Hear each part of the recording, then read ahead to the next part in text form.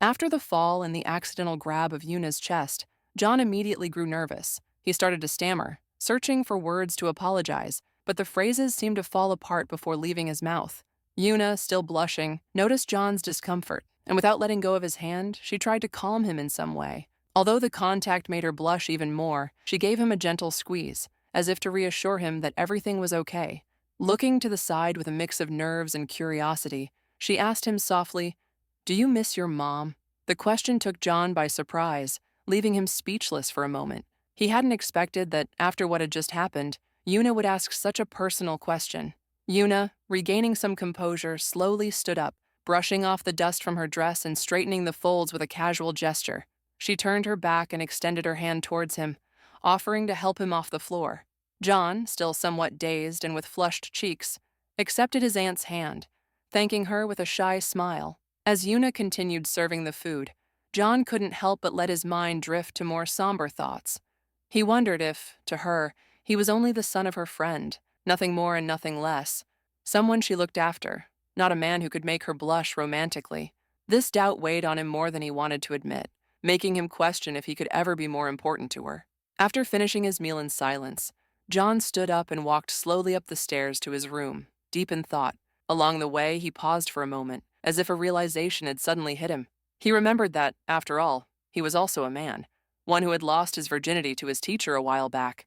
While he was lost in his thoughts, Nayeon, who was heading towards the kitchen, spotted him from the bottom step with a mischievous expression and said mockingly, "Well, it looks like I'm seeing a little worm in its natural habitat."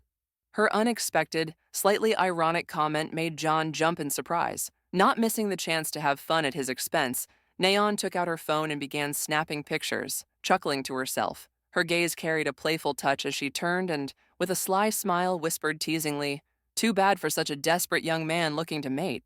John, reddened with anger and embarrassment, quickly reached her, wrapping his arm around her neck in a gentle headlock. "Stop saying those things and delete the photos," he demanded, not knowing how to hide his shame. Later, John was walking around campus, absorbed in his thoughts as he remembered his recent adventure. He couldn't help but feel a sense of satisfaction. He had discovered something new about himself, and best of all, it had been with his aunt Soyeon, his teacher a few years back. John walked across campus completely lost in thought. The day of his admission exam had finally arrived, and despite all his attempts to stay calm, nerves got the best of him. "I haven't even registered, and I'm already nervous," he thought, trying to find comfort in his own words. Suddenly, a familiar voice broke his reverie. Hearing someone calling him, he stopped and turned to see who it was. There stood Soyeon, smiling at him with her characteristic air of confidence and warmth. With a friendly gesture, she asked him to wait for a moment. "What are you doing here?" he asked, a bit surprised to see her there. Soyeon, always so attentive, explained that she'd heard he was taking his admission exam that day and had decided to come support him so he wouldn't feel alone. "I'll be teaching here next semester," Soyeon added with an enthusiastic smile. "So I'm really looking forward to you being accepted." Right in the middle of their conversation, a man approached to remind her she couldn't park there. Quickly, Soyeon handed him a small box of snacks and, leaning in, whispered, "Eat these during each break. They'll give you energy." Then, with a quick wave goodbye, she walked off, wishing him luck with his exam and leaving Jason standing there with a grateful smile and a slightly less tense heart.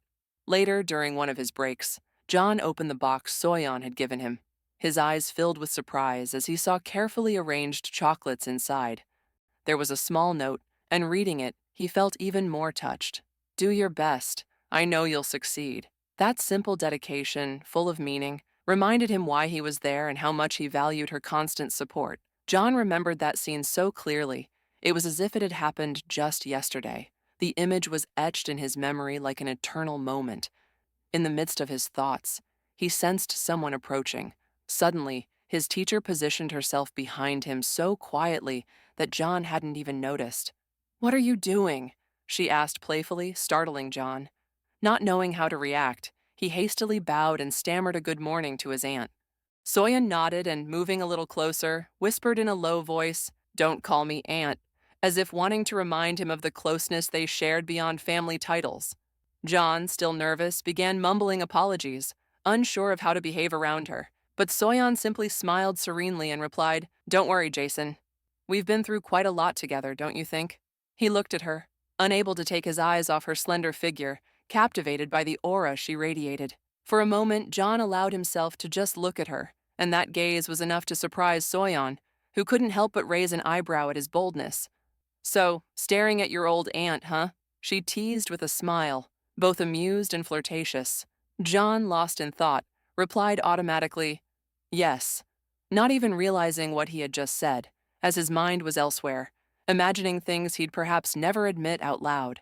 His spontaneous response made Soyeon sigh, trying to hide a mix of surprise and amusement. If you like what you're hearing, don't forget to subscribe to my channel for more narrations, and turn on the bell so you won't miss a new episode. The protagonist, for his part, could only muster a smile while trying to hide his evident nervousness and conceal his body's reaction. Soyeon continued watching him with that same smile, as if silently approving what she knew might happen. The anticipation hung in the air, and they both seemed to be on the verge of crossing an invisible line. Meanwhile, Nayeon had just finished her classes, and as she left the classroom, took out her phone to send John a few messages inviting him to go out to eat together. She wanted to spend some time with him and catch up, so she waited patiently for his reply. However, she received no response. John had merely left her messages on read, as if they didn't hold much importance. Nayeon continued to glance at her screen, waiting for the notification that John had replied, but the silence persisted. That wait only made Nayeon's face turn red, not from embarrassment but from growing anger. It wasn't the first time he'd left her waiting, and it was starting to annoy her. In a burst of frustration, she exclaimed aloud, almost as if hoping someone would hear, "That idiot isn't even answering his phone." She muttered a few curses under her breath as she clenched her fists. "I know you don't have classes," she thought out loud. "What the hell are you doing?" Meanwhile, Yong was completely oblivious to the messages, and Nayeon's mounting frustration. His phone wouldn't stop buzzing with notifications, but he simply paid no attention, too engrossed in an activity with Soyeon, lost in his own world, and unaware of the small storm brewing on the other side of the screen. How did they get to this point? Well, Jong and Soyeon were heading to a classroom, walking casually and chatting when, upon opening the door, they found a couple in a compromising situation. Startled, the couple began to apologize nervously, assuring them they hadn't done anything wrong, though their faces betrayed them. Soyeon observed the scene for a moment, then with a slightly mischievous smile turned to John. "Looks like they had the same idea as us," she said with a hint of complicity that made him smile wryly. Without saying more, they both understood that their plan might also lead to a similar moment, and from then on, they began taking advantage of those moments when they could exercise in less conventional places at the university. Later, Nayeon was coming down the stairs for her morning exercise as usual. Upon reaching the room, she stopped to see that Yong was already there, sweating and working hard since early. "You're already up?" she asked, a bit surprised. Yong, panting from the effort, replied affirmatively without stopping. She noticed something different in him, something that hadn't been there before. Lately, Yong had been acting strangely. The towels he used to wipe his sweat were running out unusually fast. Before, he didn't care much about how he dressed or looked, but now he seemed more interested in maintaining his appearance, exercising without anyone prompting him. What the hell is going on here? Nayeon wondered, intrigued. Finally, Nayeon came to a conclusion that unsettled her. Maybe, just maybe, he was doing all of this for some girl. Could it be that there was someone he was interested in? That thought filled her with a mix of anger and a pinch of jealousy that she didn't want to admit. Without thinking twice, she walked over, snatched the dumbbell from his hand, and firmly hit him on the head. "You should be studying instead of doing this stuff," she exclaimed, as if reproaching him for more than just exercising. Without waiting for a response, she turned around and ran to her room, leaving Yong bewildered. When she got to her room, she closed the door and leaned against it, full of confused thoughts, asking herself all sorts of questions, trying to understand why the situation had upset her so much. Was it jealousy, concern, or just confusion? Not fully understanding, Nayeon sighed, recognizing that Yong was starting to have an effect on her that she hadn't anticipated. Who the hell is that woman? The question echoed in Nayeon's mind like a persistent echo. No, wait a second. Am I really sure it's because of a girl? She paused to think, and suddenly, a new doubt invaded her. Is there another girl besides me who's close enough to Yong? Out of all those questions, she decided that maybe it could be just a friend, but the idea didn't reassure her. She remembered how that woman always came to bother him, dressed provocatively, which only made her uncomfortable, and the worst part was that this week, she'd been more insistent and annoying than before. Rage overcame Nayeon, and without thinking further, she decided she had to act. She grabbed her phone with determination and started dialing her friend's number. When her friend Jin Xiong picked up, she was clearly surprised that Nayeon was calling. As soon as she heard Jin's voice on the other end, Nayeon couldn't hold back. You, she exclaimed, starting a series of insults and accusations, criticizing her friend for everything she'd done and accusing her of provoking her oppa Jong. Jin, completely confused by Nayeon's reaction, responded with a mix of laughter and bewilderment. I don't know what you're talking about, she said. I have no interest in him. And in fact, I'm currently on a date with my boyfriend, who is way better than that scrawny guy. The way she referred to Jong made Nayeon explode with fury. Unable to take it anymore, she hung up, feeling utterly angry and betrayed.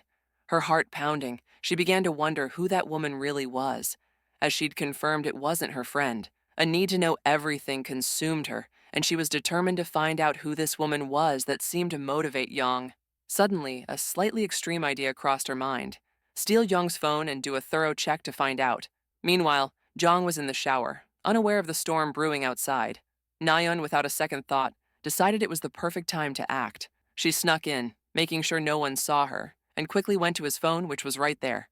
Adrenaline rushed through her veins, and with each passing second, curiosity pushed her further to discover the truth her oppa was hiding.